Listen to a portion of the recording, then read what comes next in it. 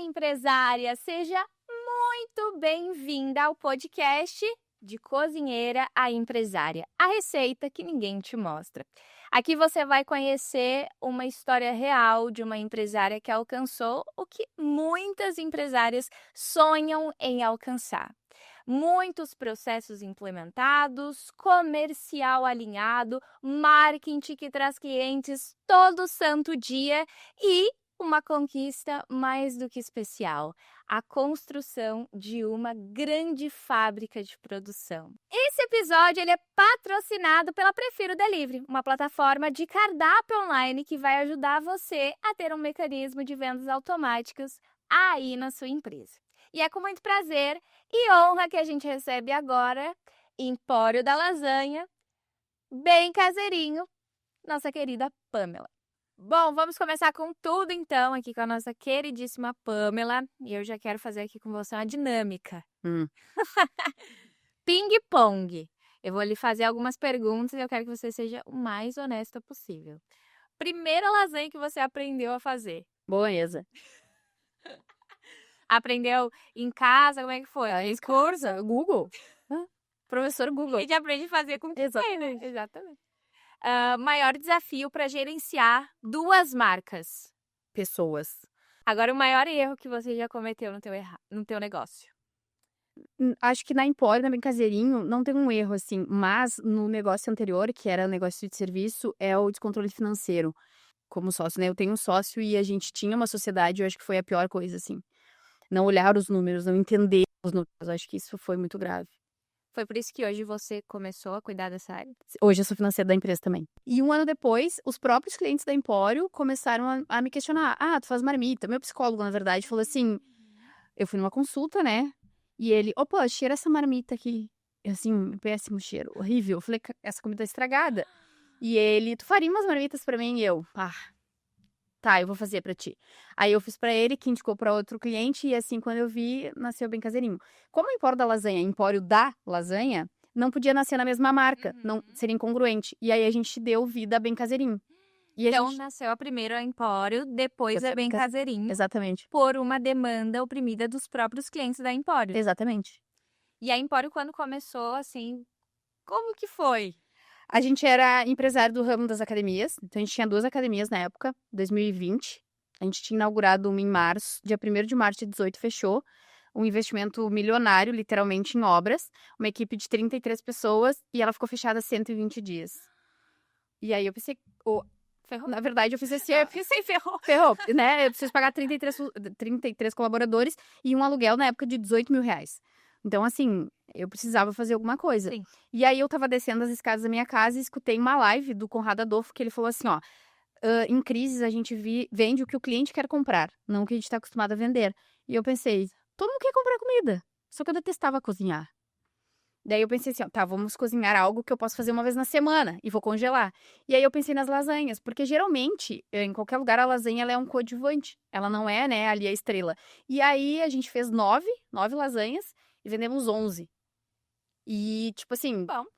já tinha produto negativo em estoque. E aí a ilusão de não cozinhar todos os dias foi por água abaixo, porque a gente começou a cozinhar, basicamente, vivia fazendo aquilo ali. E no primeiro mês a gente faturou 20 mil. E daí eu pensei, nossa, só um pouquinho, peraí. A gente tá trancado em casa, né, com um fogão de 6 bocas muito velhinho, e deu bom. E aí foi. Pamela. 20 mil reais. 20 Nunca vou me mil? esquecer. Mas também assim, meia-noite tu tá na Restinga. Quem mora em Porto Alegre sabe, Restinga é longe pra caramba. Vocês entregam na Restinga? Claro, a gente enchia o carro. Dizia sim pra tudo, então. Sim, pra tudo. O Lucas tinha uma Mercedes na época. Tu imagina fazer entrega de carro numa Mercedes. Daí a gente enchia um cooler. E aí anunciava, estamos indo pra Zona Sul. E aí ia fazendo um roteirinho, assim. Então não tinha horário pra nada, né? Então a gente trabalhava domingo, feriado, direto e reto. Mas deu muito certo. E aí a gente viu, obviamente, né, como 2 empreendedores, uma oportunidade de negócio. Só que eu lutava muito pra não entrar no ramo da alimentação, porque eu realmente não era algo que eu sentia prazer, mas dava dinheiro. Só que eu também descobri nesse meio tempo que eu detestava ser médica veterinária, que aquilo pra mim era assim, eu trabalhava, eu dava o meu melhor, só que eu tava muito infeliz. Eu acho que foi a época que eu mais gastei dinheiro com terapia. E aí, um belo dia eu pensei, não, chega, só um pouquinho. Isso aqui não tá dando certo, isso aqui não tá dando certo, isso aqui tá dando certo. Então eu vou ficar com isso daqui. E aí eu aprendi a cozinhar, eu aprendi acho que a gostar desse e tanto é que depois eu fiz, gastronomia, né. Hoje eu não me vejo fazendo outra coisa, mas foi muita guerra mental. O meu terapeuta sofreu naquele período, sabe, porque eram muitas demandas, né. Mas tinha uma raiz do motivo pelo qual você não gostava? De cozinhar? É. É que assim, a minha mãe eu sou do interior do estado do Rio Grande do Sul, e a minha mãe, ela nunca foi aquela mulher que cozinhava por prazer, ela cozinhava por necessidade. Então a gente nunca teve essa ligação, tipo: "Ai, minha avó fazia", não, entendeu? Não era romantizado, porque lá no interior a gente acordava de manhã, né, a gente ia pra lavoura, voltava, ia pra escola, então a minha mãe, ela cozinhava ali feijão, arroz, carne, aipim, batata, porque era o que a gente plantava, mas não tinha essa relação de amor. O meu pai já gosta de cozinhar, só que daí não era, se não tinha esse lado afetivo. E às vezes tu fica pensando: "Poxa, todo mundo tem uma história legal da gastronomia", e eu não tinha. Então eu não via muito aquilo. E pra mim eu tinha que ser uma mulher autossuficiente. Cozinha não combinava com uma mulher autossuficiente, né. Eu nunca quis ter filho, nunca quis formar família, eu era meio rebelde na época, sabe. E aí eu acho que a cozinha ela veio me trazendo esse lado do cozinhar é um ato de amor. E comer não é um ato só de se alimentar, se for perceber, a gente come pra tudo. Se tô feliz, tu come, tô triste, tu come. Então, acho que as pessoas ligam muito à emoção. E aí, quando eu comecei a entender isso, eu acho que a coisa começou a fluir. Uhum. E aí eu resolvi: "Não, vou cursar gastronomia, porque vai dar bom". E aí eu me apaixonei, né. Eu fiz gastronomia no Senac com o Prof. Mamadou, que é acho que o melhor chefe que a gente tem em Porto Alegre, e ele tem 70 anos e tem uma carreira brilhante, e ele traz aquilo, sabe, ele cozinha com amor, com técnica, mas com amor. E aí eu fui entrando nesse mundo e fui percebendo, comecei a ver beleza. E aí hoje, tipo, eu faço, confeitaria agora, e eu Sim, penso: eu "Cara, vi. eu não faria nada de diferente". Então quando eu tô na cozinha, trabalhando, não importa, às vezes até hoje, às vezes ontem a gente saiu meia-noite da empresa, não é normal acontecer, mas às vezes acontece, Sim. e eu tô lá plena, sabe, eu tô feliz. E eu acho que esse foi o melhor momento hoje eu me encontrei, é isso que eu sei fazer, né, eu gosto de gerenciar pessoas, gosto de fazer financeiro, mas quando eu tô na cozinha é o meu momento de: "Aqui eu mando bem, minha zona de conforto, ninguém me tira daqui, estou feliz". Isso eu acho que é o mais gratificante, eu demorei tanto pra chegar na profissão, porque, né, tu tem que ter uma profissão, se não tiver uma profissão, tu é Sim. perdido na vida. Hoje é a minha profissão. As pessoas perguntam: "É empresária ou tu é cozinheira?".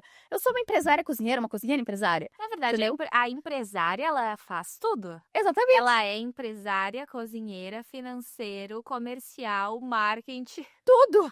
É um eu-presária. Exatamente. Por mais que a gente tente desassociar essa categoria, a gente sabe que quanto mais a gente cresce, mais áreas vão se apresentando e mais nós precisamos nos profissionalizar, senão a gente cai. E eu achei muito legal que você teve que desconstruir essa percepção da cozinha porque a maioria começa porque ama. "Ai, eu amo cozinhar", e até uma relutância por parte dessas empresárias ir para outras áreas, porque gostam muito de estar na Exato. cozinha. Você foi O completamente ao contrário. contrário, né. Exatamente.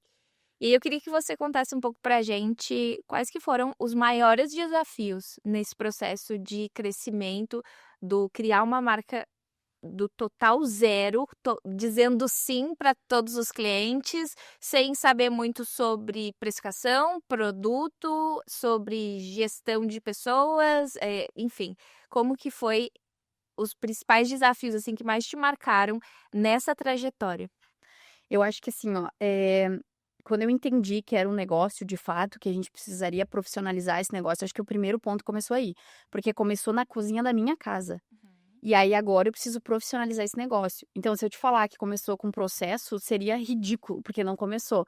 Então, instituir processos, depois contratar pessoas, né? Porque tu precisa contratar. E aí eu tinha funcionários no nível técnico, porque eu contratava professores. Então, era um outro diálogo. Agora eu preciso contratar pessoas que não tem esse nível técnico, que muitas vezes tu tem que desenvolver, ou que são cozinheiros, mas não são chefes, por exemplo, que nem todo cozinheiro é um chefe de Sim. cozinha. Então tu começa a trabalhar com uma outra fatia de colaboradores. E aí entender essa dinâmica toda, gerir esse pessoal, né? Porque uma cozinha ela não acontece sozinha, né? As pessoas veem, o teu sucesso, sim, mas ele é construído todos os dias por muitas mãos.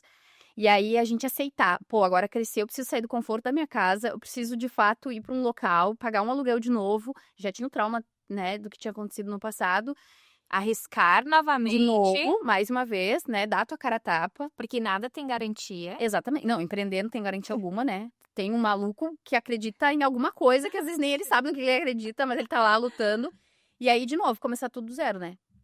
Por exemplo, quando a gente foi montar a cozinha industrial, eu pensei, como é que monta uma cozinha industrial, gente? Que equipamentos a gente precisa ter?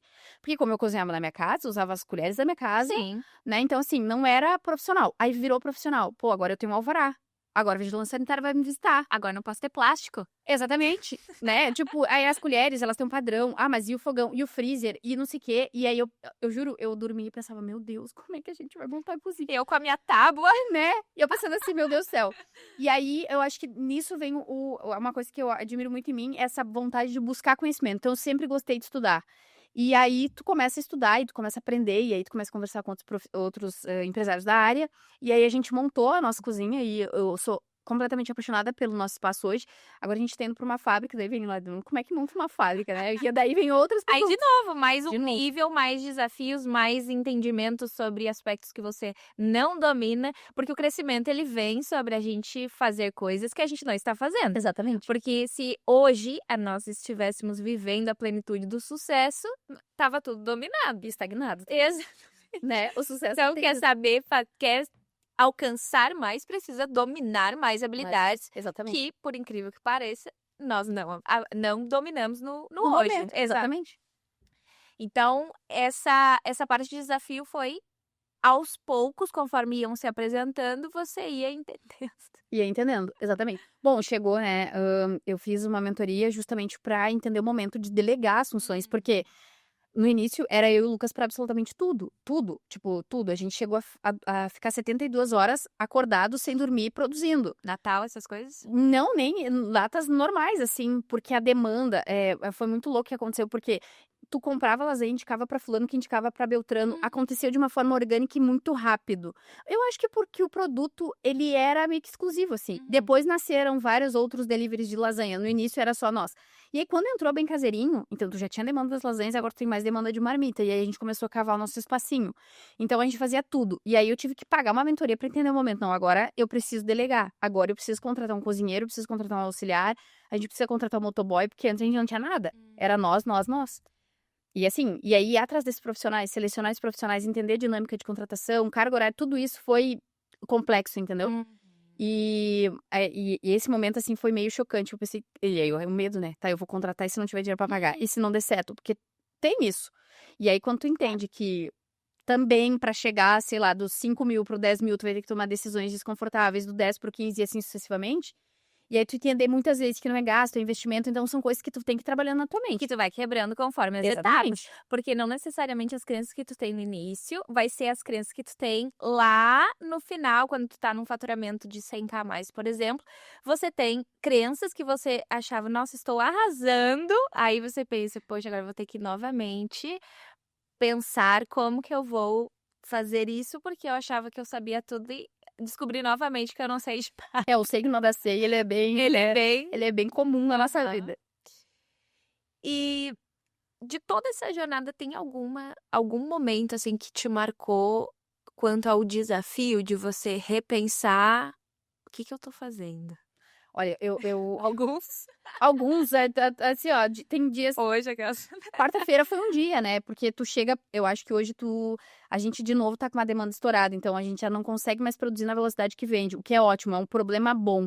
Só que isso também traz responsabilidades. Porque o cliente que tá lá na ponta, ele não tem esse conhecimento Sim. da tua empresa, né? Tu não sai divulgando isso nas redes sociais, por exemplo. E aí, a gente chegou às 7 horas da manhã, né? Eu sabia que nesse dia eu teria que entrar na produção. E aí a gente chega, e aí quando eu tô subindo, quando eu abro a porta, assim, a minha irmã tá descendo, que a minha irmã é minha colaboradora, minha gestora de cozinha, e ela passa assim muito sério e fala, não tem água. E eu, como assim não tem água? Ela, não tem água. Só que na minha cabeça eu pensei, tá, não tem água vindo da rua, mas a gente tem a caixa d'água, né, e tal. Mas não tinha uma gota d'água, né? O Demai fez uma emergência lá, um reparo de emergência, e a gente tava zerado, e tinha 28 pedidos pra entregar. Né, num ticket médio que não é baixo, era muita coisa. E aí eu me sentei na escada e fiquei pensando, é sério isso, sabe? Porque às vezes tu pensa assim, tu tá sendo testado todos os dias um pouquinho mais. E aí tem toda a logística, né? Tu trabalha com pessoas, né? Hoje eu falo, eu não me decepciono fácil, porque eu também não coloco expectativas demais nos outros. Mas às vezes tu toma umas rasteiras aqui, umas rasteiras ali, e aí tu te questiona, sabe? Né? Às vezes eu falo, cara, empreender, ele é sensacional, empreender é libertador, só que não é um mar de rosas. E às vezes tu pensa, poxa, Será que eu preciso passar por isso? talvez se eu fosse CLT, porque às vezes eu penso assim, se Sim, eu a fosse gente CLT, compara. né? Talvez eu estivesse ganhando mais pra me estressar menos. Mas depois eu penso, tá, mas não é esse meu propósito, É. na verdade. Então, aí tu vai de novo. Só que, nossa, inúmeras vezes. Sempre se baseando no porquê, né? Eu acho que é válido pensar em desistir. O que não é válido é desistir. Uhum. Até porque hoje eu também não sei o que eu faria. Se me perguntar, tá, se tu não fosse empresário, tu seria o quê? Não sei. De fato, eu não sei. Todo mundo fala pra mim, tu seria empresário em outra coisa. Aham. Bom, agora eu queria fazer umas perguntas assim mais diretas para entender pontualmente a tua estrutura. Qual pilar foi ignorado por muito tempo e custou caro para você? Delegar. Gestão de... funcionário. Procrastinou por muito Muito tempo? tempo. Muito. Eu fiquei. A primeira colaboradora da empresa foi a minha antiga gerente da academia. Olha só. Uhum. Porque ela, né, pandemia, todo mundo desempregado, ela foi trabalhar comigo. Aí depois ela engravidou, né, foi cuidar do bebê. Veio a minha outra funcionária, que também era da academia, que era do comercial, veio trabalhar comigo na cozinha. Migrou todo mundo. Migrou todo mundo. Aí ela ficou por um tempo, fez enfermagem, saiu. Aí veio a minha irmã. E depois a gente contratou mais uma pessoa de fora. Só que daí, quando eu me mudei, eu fiquei pensando, não, eu vou dar conta do operacional. Só que era mentira, porque eu não ia dar conta. E aí eu fiquei postergando. E aí a gente começou a amanhecer na loja de novo. E aí a gente tava eu, minha irmã, a Duda, que foi minha primeira funcionária de fato lá no Espaço Novo. E o Lucas, a gente virava à noite. Tipo, a gente chegava em casa. Um dia a gente chegou 5 da manhã, tava entrando no portão, meu sogro. Vocês estão vindo da onde? Ou vocês estão indo pra onde? A gente, não, a gente tá vindo da loja. A gente tá vindo da loja, tomar banho e vai voltar. E aí eu comecei a pensar, cara, isso não tá sustentável, porque fisicamente eu não tava mais. Uhum. E aí eu precisei fazer uma mentoria pra entender que era o momento. E aí esse foi o pior, assim. Se eu for... é uma coisa que a gente errou demais, foi em delegar.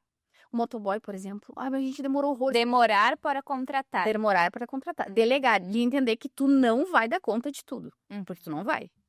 E aonde que você perdia dinheiro e não percebia? Eu acho que aí, porque eu limitei meu negócio. Eu dou conta, sei lá, de 50 marmitas, ou de 50 lasanhas. Mas se eu tiver mais 2 pessoas, eu posso dar conta de 150, ou de 200, ou de Pode 300. triplicar, quadruplicar Exatamente. meu faturamento se eu tomar essa decisão que eu tô postergando por algum motivo que às vezes eu não sei nem qual é. Nem qual é. Porque se perguntasse pra você na época, tá, mas por que tu não delega? Se não tem um embasamento forte o suficiente pra Pra não delegar, exatamente. E qual pilar cedeu primeiro quando você começou a escalar o teu negócio? Tipo, das áreas que existem hoje na tua empresa, qual assim começou a sair do teu controle que você pensou, não, pra eu crescer eu preciso resolver isso aqui? O marketing. Exatamente. Tipo, chegou uma hora que, de novo, a gente fazia tudo, né? Uhum. Entre aspas, tudo. E a gente não tinha um controle mais do marketing, por exemplo. Eu não. Fazia um post. Não tinha post, não tinha mais intenção. E se tu for pensar, o nosso orgânico sempre foi muito forte. Pois é, isso que eu ia falar. Eu conheço você há bastante tempo, inclusive antes de você ser a minha cliente, a gente já conversava. E sempre houve um apego muito grande nessa parte de tenho um orgânico muito bom, recebo muitas indicações, tenho muito cliente novo, naturalmente. Por que fazer mais se isso aqui já funciona? E eu queria entender o que mudou desse pensamento. Eu acho que, primeiro, admitir que tu não vai ser bom em tudo. Tu precisa ter um conhecimento, né? Como dono de empresa, tu precisa conhecer muitas áreas, mas tu não vai ser bom em tudo. Tu nem precisa ser bom em tudo, eu acho que esse é o ponto principal. E entender que existem pessoas muito boas, que só fazem aquilo, que são ótimas naquilo. E elas podem te prestar um serviço e que a tua empresa vai decolar com isso. Então, aceitar isso. Porque às vezes vem muito tipo, não, mas eu sei. E a gente já tinha um bom conhecimento, porque na pandemia, quem é que não estudou marketing digital? Diz pra mim, né? De todas as pessoas que fizeram milhares de cursos, quantos hoje estão no mercado? Só que os que ficaram muito bons. Então, eu tinha um pouco de conhecimento ali em anúncios, em tal, mas fugiu do controle, porque daí tu tem que escolher, tá? Eu vou fazer um post, ou eu vou, sei lá, lançar nota, ou eu vou verificar fornecedor, ou eu vou fazer compra. Tu tem que escolher a tua batalha. E aí o marketing foi ladeira abaixo. Só que também chega uma hora que tu tem, sei lá, 100 clientes. Tu tá limitado ali. Tu precisa começar a trazer gente nova. E a indicação, ela é ótima, mas ela também tem o seu limite, né? Ela vai chegar uma hora que ela não vai ser mais tão eficiente. Então, a gente entendeu isso. Então, agora a gente precisa crescer e faturar mais. Agora vamos delegar o marketing. Eu nunca vou me esquecer o dia. Eu tava sentada e eu pensei, não, eu vou chamar a Tawane aqui, porque a gente tá precisando de entender. Vai ser isso aqui que eu vou fazer. Eu hoje fiquei assim, Às não. vezes vem, sabe, umas ideias assim, e deu muito certo. E tem 2 pontos que você falou aqui que eu acho muito importante a gente conversar sobre, que o primeiro é entender que é melhor tomar essa decisão antes que você perca a mão de uma vez por todas, de não espere que as suas indicações caia para Zero. você tomar uma decisão de começar a realocar dinheiro em marketing. E o segundo ponto é você entender que quer crescer, tome decisões que somem com essa sua vontade. Porque se você deseja algo, mas faz algo que não compactua com aquilo, você não chega naquele resultado. Exatamente. É um cabo de guerra, né? Cada um puxa pra um lado e aí não faz o menor sentido. Perfeito. Quais desses fundamentos foi o maior diferencial competitivo para o teu crescimento? Pessoa, processo, produto, padrão, preço ou marketing? É um conjunto, né? Mas eu acho que processo, pessoas e produto. O meu produto é muito forte. Mas para ele continuar sendo forte, quando ele saiu da minha mão, de fato, que eu parei de produzir de Pamela, saiu do cenário da cozinha, eu precisei de processo e de pessoas. Então é um trio, assim. E aí depois o marketing, enfim. Mas eu tenho uma frase pra mim e eu levo pra qualquer lugar. Não tem marketing que vá dar conta de um produto ruim. E não tem produto bom que dê conta de um marketing ruim. Então, são coisas que precisam dar juntos, né? Hoje, nas redes sociais, tu vê muita coisa. Mas tu precisa ter ciência. Às vezes eu penso assim, ó, cozinhar bem não é teu diferencial. É o mínimo. Se tu não entrega um bom produto, é o mínimo. Se tu pudesse investir em apenas um desses pilares, pessoa, processo, produto ou marketing, qual desses você investiria e por quê? Se você limitasse, né, o recurso financeiro para uma dessas áreas, para qual você colocaria o recurso? E por quê? Considerando a minha estrutura hoje, já que eu tenho pessoas e processos e produto, eu investir em marketing. É porque eu já tenho uma boa base formada. Meu alicerce está feito. Entendi. Qual elemento da tua operação exigiu mais adaptação quando você começou a crescer? Pessoas. Sem dúvida, assim. Tu ter funcionários é maravilhoso, né? Porque ninguém cresce sozinho. Só que a demanda emocional que tu precisa colocar nisso é muito grande. Tu lida com pessoas muito diferentes, com sonhos muito diferentes, com capacidades muito diferentes, limitações muito diferentes. Então, isso te exige, assim, muita demanda. E é um nível de envolvimento Muito grande. Porque quando você contrata uma empresa, você tem um relacionamento X. Quando você lida com pessoa física diariamente na tua empresa, que ela chora, que ela ri, que ela torce, que ela tem sentimentos muito latentes e que demonstram isso pra você, no momento que ela faz alguma coisa ali, você ativa todo esse relacionamento criado por esse tempo. E isso a gente precisa ter muita cabeça para conseguir gerir. Muita, assim. Eu acho que a principal coisa é tu entender quais são os teus problemas, quais são os problemas do outro. Mas também de uma maneira não tão fria a ponto de ignorar que aquela pessoa tá tendo um problema, entendeu? Então, assim, é delicado, é um campo que exige muito, assim. É uma linha tênue. É uma linha tênue. Preciso me importar, mas Também, né, dar a responsabilidade pra pessoa sobre aquilo ali, eu acho que é muito relevante, né? Então, até hoje. E eu sou uma pessoa que me importo muito. Então, eu tenho que cuidar, sabe? Eu tenho uma área ali que eu preciso. Não, até aqui dá pra ir, daqui pra lá é melhor não, sabe? Pra não misturar as coisas. Até porque tem muito disso, né? Chega uma hora que quebra esse relacionamento entre patrão e funcionário, e aí bagunça as coisas. Então, a linha, ela é muito, muito, muito, muito tênue. é porque você tem responsabilidades que essa pessoa não tem, Exatamente. né? Até para quem tá assistindo e se perguntar, mas por que é tão ruim quebrar essa linha? E eu acredito que o ruim de quebrar essa linha é porque o colaborador quase nunca vai viver a tua realidade e entender as responsabilidades que você tem com aquela demanda que ele precisa fazer. E aí, no momento que você deixa aquilo ali ficar morno, no momento que você deixa que aquela pessoa entenda que, tá tudo bem se talvez ela não fizer 100%, você tem uma responsabilidade com o público, com a tua empresa, com o financeiro, com todas as áreas da tua empresa, que aquela pessoa jamais entenderia. Só no momento que ela for empreender o negócio dela que ela vai entender. Exatamente. E assim, acho que é uma coisa muito válida a gente pensar assim, ó, tu tem que entender, numa dinâmica, sei lá, tenho 20 colaboradores. Aquela pessoa, só aquele lá pode ser responsável por todos os outros 19. Então, se tu não saber dar limites, daqui a pouco tu tá comprometendo uma operação inteira. Sim. Que envolve muita gente. Emprego direto, emprego indireto, teu cliente que não sabe daquela dinâmica ali, né? E nem tem por que saber. Então, acho que isso é muito complexo. E eu gosto, é uma área que eu adoro trabalhar, eu gosto de lidar com pessoas, né? Eu tenho essa facilidade, mas é ainda, até hoje, assim, meu maior trabalho mental. É onde eu tenho que pensar, não, mas calma, isso aqui não dá, isso aqui dá. Então, Tu pensa em colocar um RH na tua empresa? penso, mas bem mais pra frente, assim. Eu gosto dessa proximidade, porque eu acho que também tem muito disso. Eles têm em mim, porque eu sou a chefe que eu sempre falo pra eles: por que que eu peço isso? Porque eu domino isso. Vocês nunca vão me ver pedindo alguma coisa que eu não tenha domínio. Então, eles sabem que eu sou o maior exemplo, né? Às vezes, sei lá, eu peço algo que parece impossível. Mas eu entro lá e faço numa boa, na tranquilidade, e aí eles olham e me veem, mas se a Pô faz, a gente também consegue. E eu acho que isso é uma coisa que fortalece muito. E é o tipo de negócio que eu acredito. Porque eu também não acredito muito naquela distância muito grande. Tipo, o teu chefe tá lá e o teu colaborador tá lá, e aí existe aquele mundo no meio. Entende?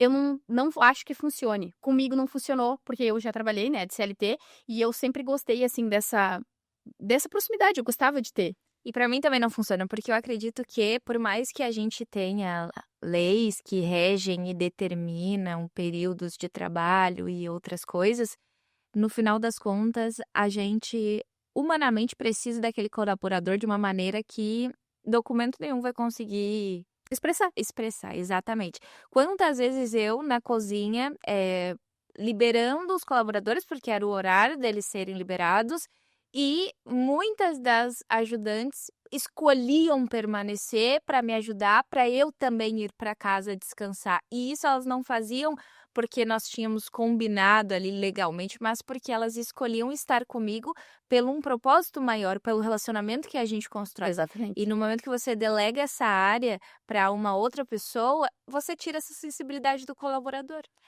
E aí tu cria um mundo, sabe? Daí tu cria aquela ilusão do empresário e o CLT, que é uma guerra e um fica guerreando com o outro. Na verdade, um depende diretamente do outro, né? Então, eu gosto também de conversar com os colaboradores, trazer esses assuntos para eles, porque para eles também expandirem e observarem isso, né? Ontem, por exemplo, eu saí tarde da empresa, então eu mandei uma foto no grupo e eles aplaudindo, e eu falei, me defendam quando falar com a sorte, né? E eles, sempre. Daí a minha colaboradora mandou assim, menina, tu tá aí ainda, vai pra casa. Então, assim, essa relação, se tu terceiriza isso, tu perde. E aí, acaba que pra mim também perde um pouco de sentido, né? Eu falo pro Lucas às vezes, empreender também é ter uma responsabilidade social. Tu pode ser o diferencial na vida daquela pessoa. Uma coisa que tu fale, um salário, não sei, um cargo, alguma promoção, ou ela se enxergar de uma forma diferente, também faz parte do meu trabalho. E eu adoro isso, entendeu? Então, talvez muito lá pra frente. Mas teria que ser um processo bem longo pra eu terceirizar isso. Perfeito. Vou te fazer algumas perguntas agora referente para nós entendermos aqui a tua mentalidade. Inovar no cardápio ou manter o padrão? Manter o padrão. Manter o padrão. Continuar jogando no que tá ganhando. É. Produção em escala ou produção limitada a premium? Ganhar na quantidade ou no valor? No valor. Sempre. Gerir pessoas ou gerir processos? Gerir pessoas, é óbvio. Delivery ou loja física? Eita, tem os dois. Gosto muito do delivery. Gosto bastante. Mas também gosto da loja. Eu acho que a união dos dois é um casamento perfeito. Sabe? Por que a gente tem loja? Eu acho que isso é muito importante. Porque o cliente do delivery, ele tem uma distância. Mas quando tu tem um ponto físico que ele pode tomar um cafezinho, retirar o produto, olhar pra tua cara, faz diferença. Tu cria um relacionamento. Então, um misto. Uma mistura. Perfeito. E gostaria que você compartilhasse com a gente algumas estratégias hoje que você sabe que são muito únicas no teu negócio, que você desenvolveu baseado realmente na tua experiência e na tua percepção empresarial, que você implementa dentro da tua empresa, que você conseguiria compartilhar com a gente algumas estratégias. Eu acho que quando eu entrei no ramo da alimentação, eu já entrei com muita cabeça de empresária, assim, né? Não vim romantizando. Então, para mim, o ponto crucial e o crescimento estruturado das minhas empresas se deu pelo fato de entender que se tu tem uma base forte de clientes, tu tem nome, tu tem telefone, tu entende a pessoa, tu ganha o jogo. Porque daí, quando eu vou fazer marketing comercial, qualquer coisa, eu tô falando com a Tawane. Não tô falando com o número aleatório. Sim. Então, a gente sempre, desde o primeiro dia, todos os clientes, eles foram tabulados, nome, preferências, que produto comprou. Então, a gente sempre rastreou de forma bem manual, mas sempre fez. Então, acho que foi a coisa que mais deu certo. Porque hoje eu vejo negócio de alimentação, eu compro contigo, sei lá, uma maçã do amor, né? Não vamos usar morango, mas uma maçã do amor. Tu não sabe quem eu sou, tu não sabe meu nome, tu não sabe nada da minha vida. Amanhã, quando tu quiser fazer um comercial, tu não sabe nem por onde começar. E eu acho isso um erro crucial. As pessoas colocam no Instagram, no Facebook ou em qualquer outra rede a responsabilidade que deveria ser delas. Então, assim, hoje o Facebook e o Instagram, eles podem desaparecer, que eu continuarei tendo meu negócio. Porque eu tenho lá mais de 6 mil contatos de clientes salvos. Porque tu trabalhou um relacionamento Trabalhei um que relacionamento. vai muito além das redes sociais. Outro ponto que eu acho crucial, assim, ó. Cliente sempre tem razão, até ele perder a razão. Então, assim, na minha empresa existem as minhas regras. O cliente se adequa às minhas regras e não o contrário. Então, eu disse muito sim ao longo do processo, mas os sims, eles foram bem calculados. Então, chegou a hora que eu abria domingo e depois eu não abria mais. Então, isso começou a ser uma política. E a gente dialoga com o teu cliente. Tu vai dando limites, tu vai estruturando coisas. Então, assim, não é, lá eu faço o que eu quiser. Não. Aqui tem uma regra, tem processos, então funciona desta forma, o pedido é desta forma. Então, eu acho que isso é muito importante, porque às vezes a gente pensa assim, ó, tá, mas se eu falar não pra tal, ela vai deixar de ser minha cliente. Talvez ela vá, mas esse não que tu disse atraiu muitas outras pessoas. Porque quem vende pra todo mundo não vende pra ninguém. Tu tem que entender teu público. Acho que esse é outro ponto fundamental. Antes de ter o negócio, eu já sabia pra quem eu queria vender. Né? Eu não sabia o que eu ia vender, mas eu sabia para quem eu ia vender. Eu já tinha escolhido o meu público antes, porque eu queria trabalhar com aquele público. Nunca foi pela quantidade, vou vender 1000 marmitas ou 1000 lasanhas, não. Eu tenho o meu ticket, é esse, eu quero trabalhar com esse público. Eu entendo as exigências que esse público tem e tudo mais. Então, acho que é uma coisa que eu vejo as pessoas perdendo hoje. Peraí.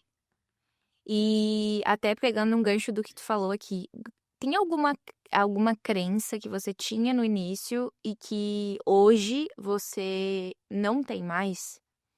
Limitações mentais mesmo, que lá no início eram muito, muito fortes e que hoje você entende, não, isso já não me pega mais, isso já não me abala tanto. Olha, que pergunta capciosa. Nada assim que vem muito de pronto, assim. Mas eu acho que o meu maior obstáculo mesmo foi entender esse ramo como um negócio. Negócio mesmo, de fato, CNPJ, vai entrar dinheiro, ser dinheiro, ter cliente e tal. No início eu pensava, né, até quando a gente comentou com a família que a gente venderia lasanha, né? A gente ouviu, mas vocês não vão vender lasanha todos os dias. E, meu, o mercado, ele tá aí. Existe demanda pra tudo. Até pro produto mais absurdo, tu acha, não, isso não vai ter demanda. Tem demanda. Tem demanda, né? Eu acho que para empreender tem demanda e tem cliente para todo mundo. Então, no início também pensava, ninguém vai comprar da gente, vai chegar uma hora que a marca tal vai ser superior. A marca tal tem um cliente, eu tenho os meus. Não olhar pra concorrência, eu acho que foi a melhor coisa que eu fiz, assim, ao longo do tempo, sabe? Como eu não era muito ligada nas redes sociais naquela época, então eu nunca olhei pro concorrente, eu nunca quis imitar alguém. Sempre foi muito genuíno. Então... Trabalhando 78 horas. não Não tem como tu olhar o concorrente. O WhatsApp. Tu tá ali, eu lembro, né, nesse dia de 72 horas, tava chovendo, era às 5 horas da manhã, a gente vamos encerrar a produção de brócolis e vamos dormir. Daí de manhã a gente acordou, foi que a gente vai almoçar lasanha. Aí a gente pegou de brócolis e abriu, descobriu que não tinha queijo, porque a gente esqueceu de colocar o queijo na lasanha. Porque o cansaço era demais, né? Então tu percebe assim, não era sustentável, não seria sustentável, né? Sim. Mas acho que de crença é isso. Existe mercado pra absolutamente tudo. Se tu coloca dedicação, vai dar certo. Maravilha. E aí, pra gente finalizar, eu tenho uma pergunta muito especial pra você, que é uma dúvida que eu acredito que é das pessoas que estão assistindo e agrega muito com a jornada que você tem como empresária. Acredito que você trouxe muito know-how nisso durante todo esse tempo empreendendo.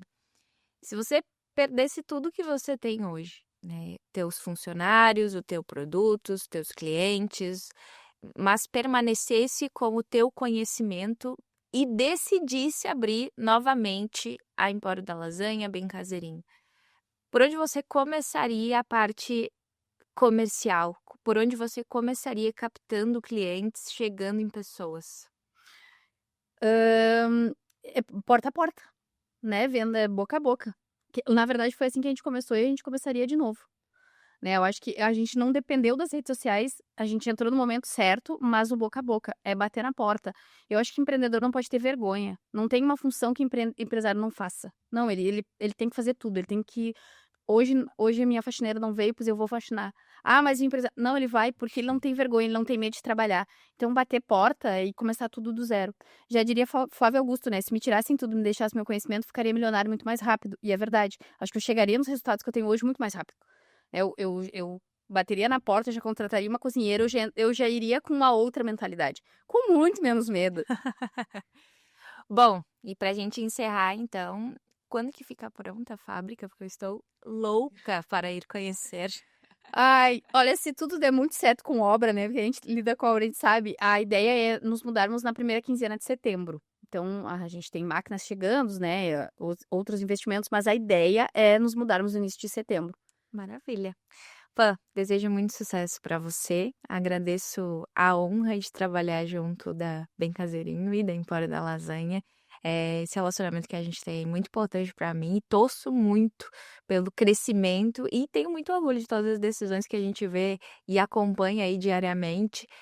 Com a nossa relação de prestação de serviço, a gente consegue ver o quanto você se dedica, não somente os teus colaboradores internos, mas acredito que clientes, fornecedores, nós que trabalhamos mesmo que prestando um serviço, percebe o teu crescimento, não só tangível, mas o mental nas tuas tomadas de decisão. E muito obrigada por ter compartilhado os teus insights aqui com a gente. Eu que agradeço, maravilhoso, né? Eu falei pra ti, já falei mais de uma vez, né? Tu e o Pedro são incríveis.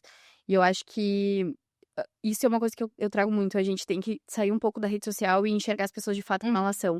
E vocês dois são, né, gigantes no que fazem. E a gente é muito feliz de trabalhar com vocês. Obrigada. É uma construção juntos, né? Foi um processo. Quero alcançar 1 milhão, tá? Você prepara. Não sei como é que vai ser fábrica, avião, não sei como que a gente vai fazer. A gente vai chegar lá. Tá? Empresária, muito obrigada por ter assistido mais um episódio do podcast.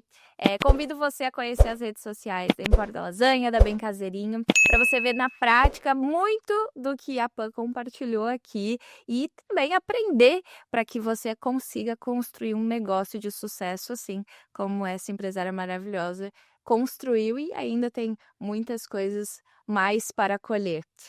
Obrigada por assistir até aqui. Parabéns pela decisão de estar direcionando o seu tempo para aprimorar os teus conhecimentos. Siga a gente nas redes sociais, Tawane Cavalcante e Prefiro Delivery. Curte, comente. Um beijão e até a próxima.